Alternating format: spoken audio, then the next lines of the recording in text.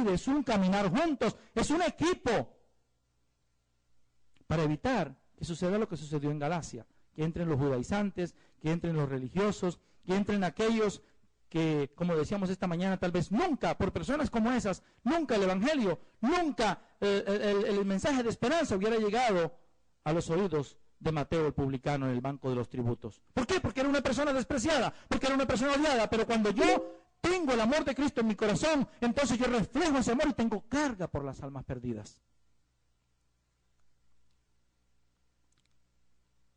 El título del mensaje es, y mire que se lo dije ya bien adelante, un papá que responde.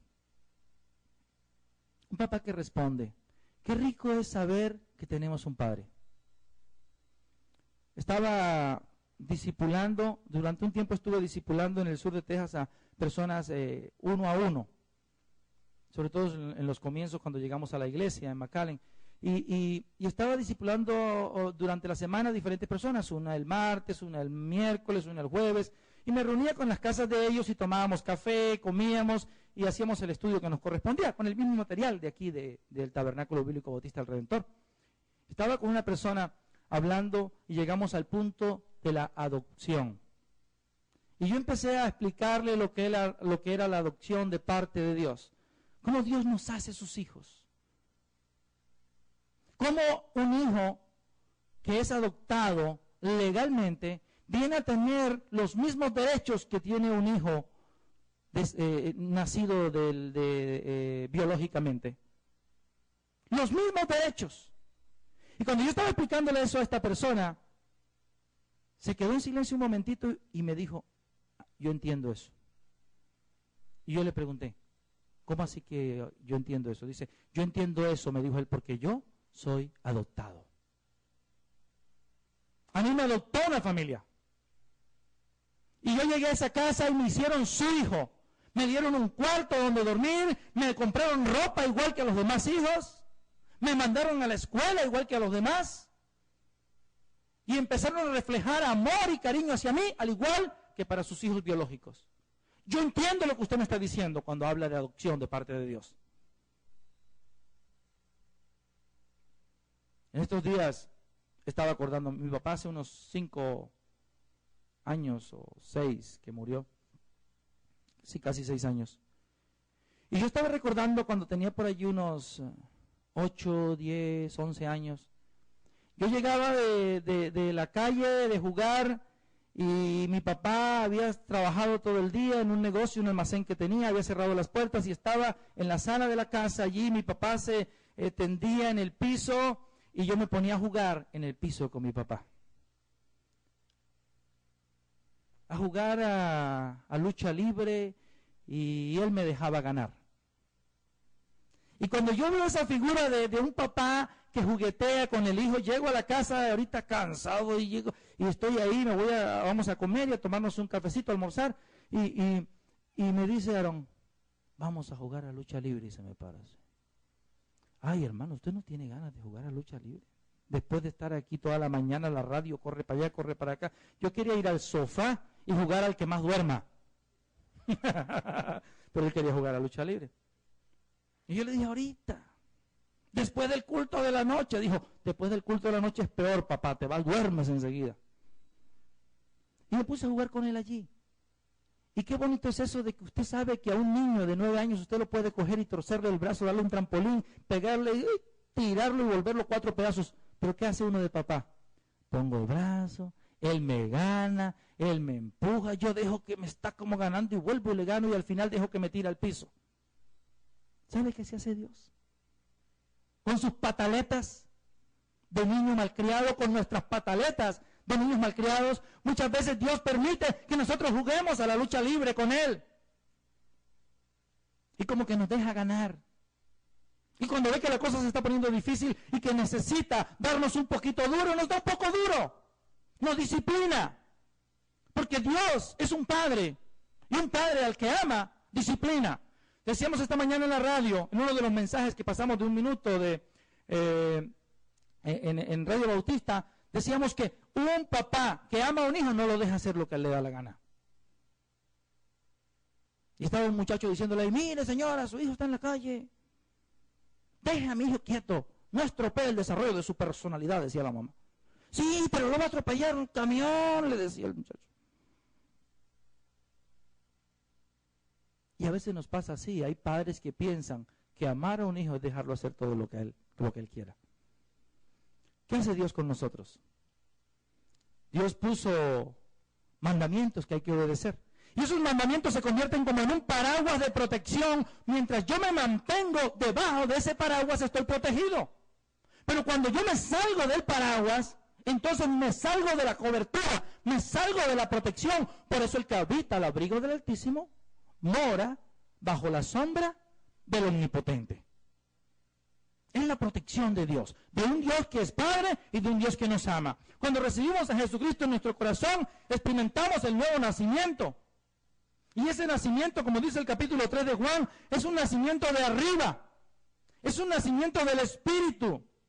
Pasamos de muerte a vida. Efesios 1:13 dice que somos sellados con el Espíritu Santo. Y luego Pablo afirma en Efesios 2:19, dice, así que ya no somos extranjeros, sino conciudadanos de los santos y miembros de la familia de Dios.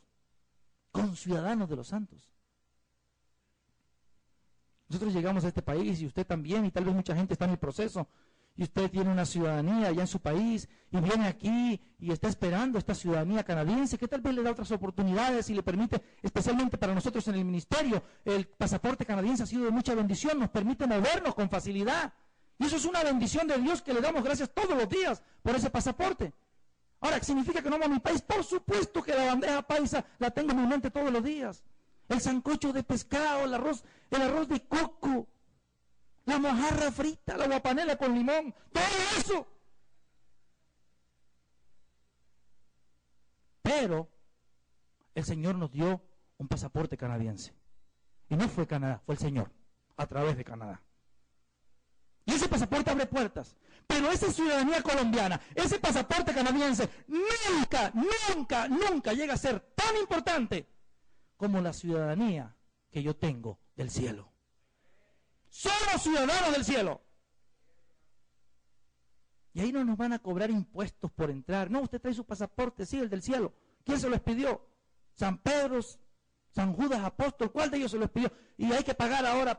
Mano, que usted llega a las fronteras, estuve en Costa Rica, estuve en Nicaragua, y usted llega y hay que pagar impuestos por aquí, impuestos por allá. No, ya Cristo pagó todo en la cruz del Calvario. Todo. Un único sacrificio. Murió una sola vez y para siempre. Somos ciudadanos del cielo. Ya no somos extranjeros, sino conciudadanos de los santos y miembros de la familia de Dios. Me gusta eso de la familia de Dios. Tengo un Padre que es Dios, que me ama, que me protege, que me provee. Un Dios que no solamente me cuida a mí, sino que conoce mis pensamientos, conoce mis proyectos, conoce mis sueños, conoce mis temores, conoce mis ansiedades. Me conoce tal y como soy por dentro y por fuera. Y que conoce mi principio y conoce mi fin. Tengo un Dios que es grande. Tengo un Dios que es poderoso. Y tengo un Dios que me dice que Él es mi Padre. Hay una canción de Juan Luis Guerra con 440 que dice: mi Padre me ama. Lindísimo. Mi Padre me ama. Me ama tanto que envió a su Hijo a morir por mí. Entonces somos adoptados. Ahora pertenecemos a una familia de Dios. Somos adoptados como hijos de Dios. Ahora, usted no se dio cuenta que el Señor Jesús dice: cuando alguien no ha sido regenerado, no ha sido transformado, no tiene nueva vida, no ha pasado de muerte a vida, ¿es un hijo de quién? Eso se oye feo a veces para decirlo en un lugar donde en el evangelismo no usamos mucho eso, porque a veces se nos cierran las puertas. Pero el hecho de que no lo usemos porque lo vamos mostrando poco a poco, muchas verdades básicas del evangelio, no significa que no es verdad.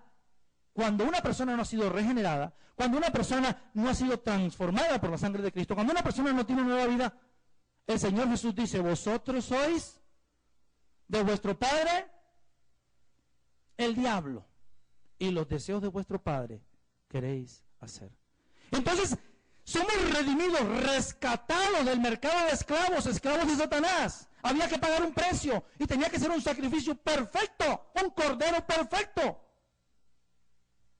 Lo que veíamos en el Antiguo Testamento, la ley ceremonial, los sacrificios de animales, eran sombra de lo que habría de venir. Era un tipo de lo que habría de venir. Y cuando llega Jesús, el Señor, y va camino al Jordán, y está Juan el Bautista esperándolo allí para bautizarle, ¿qué es lo que dice Juan el Bautista? He ahí el Cordero de Dios que quita el pecado del mundo. El Cordero perfecto, porque es Dios. Dios mismo hecho carne, el que no conoció pecado, por nosotros se hizo pecado. Semejante a nosotros en todo, menos en el pecado. Pero sin pecado, dice la Biblia. Entonces somos adoptados como hijos. Lo que está diciendo el pasaje en capítulo 4 de Gálatas, los versículos que leímos, es una figura. Dice, pero también os digo, versículo 1, capítulo 4 de Gálatas, pero también digo, entre tanto, que el heredero es niño, en nada difiere del esclavo, aunque es señor de todos. Había un tutor que se nombraba cuando el niño estaba pequeño, y ese tutor muchas veces era un esclavo bien educado y cuidaba al niño hasta que el niño alcanzaba la mayoría de edad, y el padre autorizaba que ahora, al tener la mayoría de edad, se le podía entregar. No solamente se le permitía hacer otras cosas más, se le permitía tomar ciertas decisiones, sino que se le entregaba tal vez las cosas que le correspondían a él como herencia de parte de su padre. Y dice, pero también os digo, entre tanto que el heredero es niño, en nada difiere del esclavo. Se parecía al esclavo. Vivía ahí junto a los esclavos. No tenía poder de decisión.